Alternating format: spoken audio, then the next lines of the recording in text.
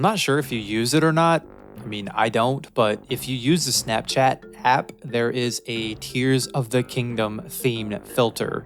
Once you apply the filter, there's going to be a countdown to the release of Tears of the Kingdom, the actual title of the game, Tears of the Kingdom, the Master Sword in the bottom right, as well as a pretty cool glitter effect. Try it out and let me know what you think. And hey, if you enjoyed that little snippet of new information, then you are going to enjoy the rest of this video. So make sure you stick around until the very end. I'm D-Rock with All Things Zelda, and here's 24 more things that you need to know before you play Tears of the Kingdom. If you head on over to the official Tears of the Kingdom website from Nintendo, you can find a download link to a free explorer's guide to Breath of the Wild. It's pretty cool if you're looking to play through Breath of the Wild one more time to get your combat skills ready to go for the release of Tears of the Kingdom. Speaking of this, that actually leads me perfectly into the next thing that you need to know, which is using the Explorer Guide from the last point, make sure you take some time getting savvy with the controls, the game feel, the combat, and all of that, because Tears of the Kingdom is going to be utilizing a lot of the same mechanics from Breath of the Wild. Now, that's not to say that there's not going to be brand new and enhanced mechanics for you to enjoy in Tears of the Kingdom. No worries, I'm going to be talking about that here in a little bit. Relax, my friend, relax. Tears of the Kingdom is going to set you back $69.99, Zelda crew. This is the first time that Nintendo has raised their price on a game. I don't want you to think that this is just because it's The Legend of Zelda either. This will be the new standard for Nintendo games, especially considering their competitors like Sony and Microsoft that are already on this bandwagon of $70 video games. That being said, if you want to get the game at your local Walmart, you do get $10 off that, which is totally cool, which would then mean that you're only paying $59.99. You're welcome. By the way, before we move on, Zelda crew, if you are interested, there is a collector's edition of Tears of the Kingdom that releases the same day the game does, which will set you back $129.99. This collector bundle includes a physical copy of Tears of the Kingdom, an art book, a steel book case, an icon art steel poster, and 4 pins. I will be getting this eventually. You know, the whole money thing. And if you plan on getting your hands on the brand new Tears of the Kingdom OLED Switch, well, my friend, you are going to be dropping a ton of money. Nintendo is a master at selling, man. Holy crap.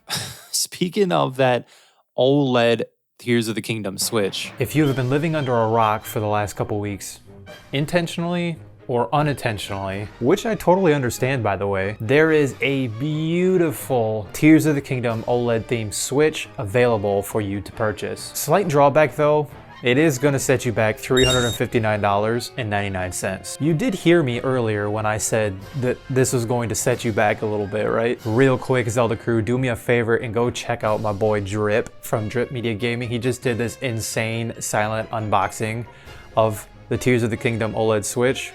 You gotta check it out. I'll leave it listed in the description below and in the cards of this video. Nintendo also has a Tears of the Kingdom themed carrying case for that OLED Switch as well, which will launch on May 12th, right alongside the game, and that's gonna cost you about $25. Oh, and Nintendo is going to milk the crap out of this, by the way, because they have a Tears of the Kingdom themed Pro Controller releasing right next to the game and right next to the carrying case on May 12th, and that's going to cost you $74.99. So for funsies, let's calculate all of this Tears of the Kingdom merchandise. Okay, so we have the actual game, which is $69.99, then the OLED Switch, which is $359.99, then the Pro Controller, which is $74.99, as well as the carrying case, which is going to retail for $24.99. So as of right now, if you're looking at getting everything branded Tears of the Kingdom, you're going to be looking at spending $530.96, if my math is correct. Wait, I didn't even include the collector's edition. So basically, add $130 onto that total. Yeah, that's a lot of money. But if I had the money, I would definitely be spending it on all of this stuff because I am a Zelda fan. What can I say? But wait, there's more. See what I did there? Nintendo is also selling a Tears of the Kingdom Link Amiibo, which is also going to be released right alongside the game on May 12th, which is set to retail at $15.99. So just go ahead and throw that on there. Why don't you, Zelda Crew? I mean, we've already spent $530, $700, something like that. What's another $16, right? Besides how amazing this amiibo looks, I mean, come on, it's beautiful. By tapping this amiibo, you can receive weapons and materials, as well as a special fabric for Link's paraglider. Yeah, that is what it is, I guess. Pretty cool though. I'm sold, Nintendo. Just go ahead and take all my money, even though I don't have it.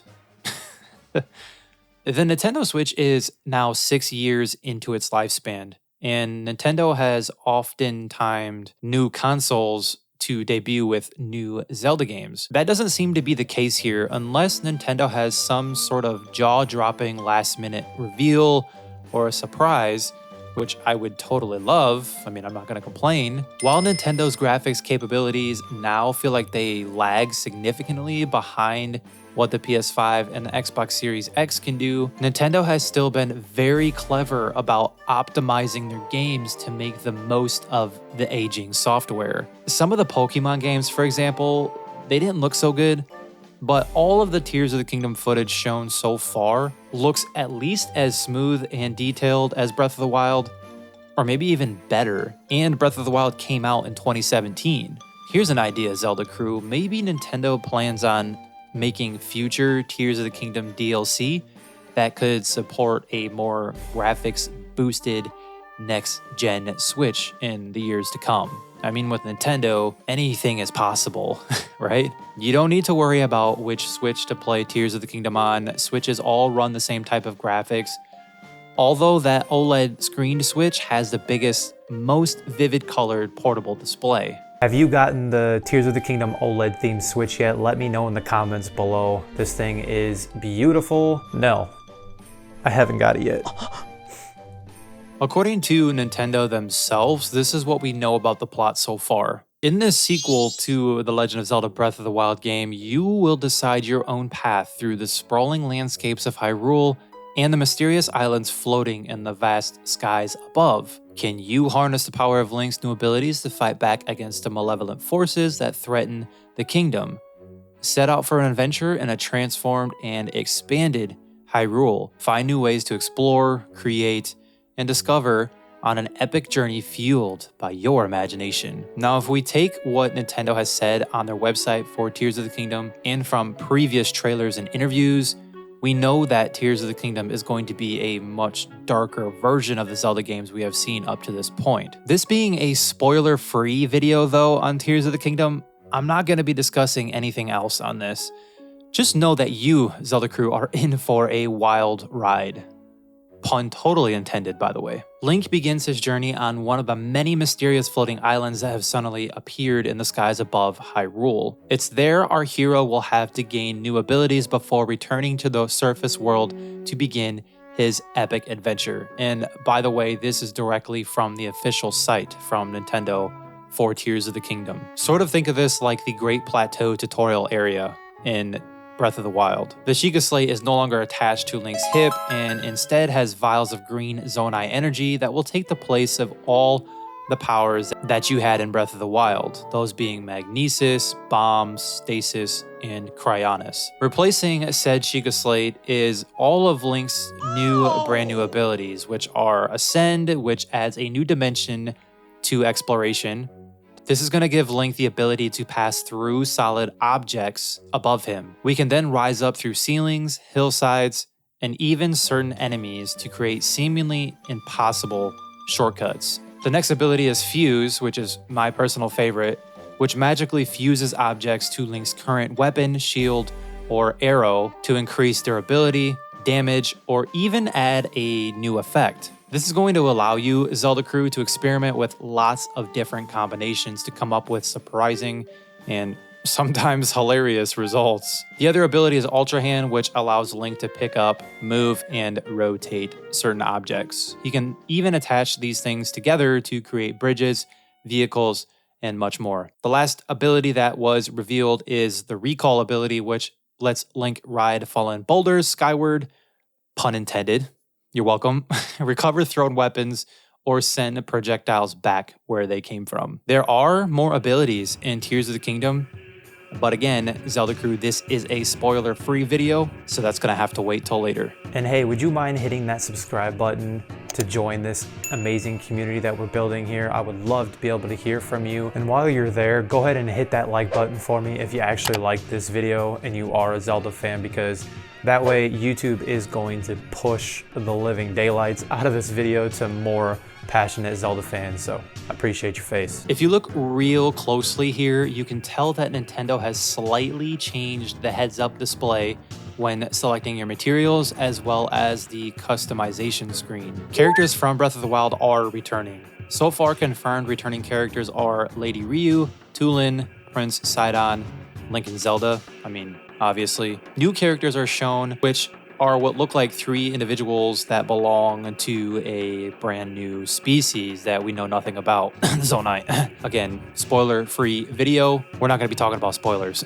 Speaking of returning characters, Yonobo is missing. Pretty sure Nintendo is hiding him from us because they have a huge change in his story arc in Tears of the Kingdom, and revealing him is going to spoil, like, way too much, I think. I mean, why else would they only show the other 3 champions and not him? I'm curious what you think about that. Nintendo hasn't shown exactly what his arm does or how it works, but it does appear to have powers that'll let us solve puzzles, manipulate the environment, time itself, and use other special abilities, just like Breath of the Wild's Sheikah Slate and the Runes did. Tears of the Kingdom is set in the same mystical land of Hyrule. The transformation in this fresh adventure, though, remains shrouded in mystery, which is what I like. I think there's been 4 eye-catching trailers up to this point, and one of them reveals Hyrule Castle majestically rising from the earth, while the other one captivates us with scenes of devastation as the malicious energy catapults the castle skyward. Now, before this breathtaking upheaval, we witness Link gracefully gliding through the clouds, both with and without his trusty parasol, as portions of Hyrule are plucked from their roots like carrots and suspended in midair. These stunning visuals are going to offer a glimpse into the newly reimagined Hyrule, now fragmented from several distinctive levels that create a super expansive multi-dimensional world to explore. Sounds pretty cool, right? Link gets around in a ton of different ways in Tears of the Kingdom. In fact, even in more ways than Breath of the Wild. You might be thinking, D-Rock, how is that even possible? Have you played Breath of the Wild? Yes, I have. And to answer your question, not only does he use his paraglider and trusty noble steed, or other people's noble steeds, Link is able to travel through the air on an open-air car, a colossal drone-like hovercraft, and even a hot air balloon. And hey, you're even going to catch a glimpse of him effortlessly, like all swag and everything, riding his shield, as if it were a skateboard. It's amazing. The excitement does not end there, though. During Nintendo's March gameplay demo, it was revealed that these vehicles aren't simply waiting to be discovered in the game. Instead, Link is going to be able to craft them on demand using the incredible new ability known as Ultra Hand. The potential to create and customize various modes of transportation is literally going to be limitless. And as a creator who is going to try and make tips and tricks videos for you on Tears of the Kingdom, well, let's just say not one creation is going to look the same. Unfortunately, your weapons are still going to break. That being said, with the addition of Link's new ability called Fuse, this is going to help with one of the biggest complaints I had about Breath of the Wild's combat. So hear me out. When you use this Fuse ability, quite literally anything with your shield, your bow, your sword, not only does it increase the attack power, but it increases the weapon's durability. Now, how much this is increased depends on the material that you fuse with said weapon. Quite honestly, the possibilities are endless here as well, and it's super exciting to me. You, my friend, are basically your own blacksmith in Tears of the Kingdom. I talked about this concept as well as my excitement for the fuse ability in my last Zelda video, so be sure to check that out after this video, and I'm going to leave that linked in the description for you, my friend. Ganondorf is going to make an epic comeback in Tears of the Kingdom. I mean, just listen to this gruesome scream. His story in Tears of the Kingdom is going to blow your mind. As far as the file size of Tears of the Kingdom, it's going to be about 16 gigabytes. You're going to need to free up at least 16 gigabytes of storage in order to download all the files needed to play this amazing Zelda game. Now, to give you some context, including the DLC for Breath of the Wild, the total file size was 15.7 gigabytes. This info may or may not matter to you, but hey, I figured I'd add it to the list. There's no more shrines in Tears of the Kingdom. This has been shown multiple times in all of the trailers that have been revealed up to this point. Now, what replaces the shrines then? Again, no spoilers here, Zelda crew. I'm gonna let you figure that out on your own. Just like the shrines, there are no Sheikah Towers in the sequel to Breath of the Wild. However, there are some interesting alternatives to them. Wink, wink. I can't wait to hear what you think. Tears of the Kingdom is much bigger than Breath of the Wild. Yes, I said it. You can close your mouth now. This has been revealed by Nintendo, so it's not a spoiler, but basically there's like 3 levels in Tears of the Kingdom. You have the sky area, then the base section of Hyrule, like the one we traveled across in most of Breath of the Wild, but with some nice changes to it, and then the underground area. There's a ton to explore, Zelda crew. A ton. You're gonna enjoy yourself, I promise. Hey, if you're a massive Zelda fan, be sure to click this video right here to continue the Zelda conversation. Much love, be the light. I'll talk to you over in the Zelda video here.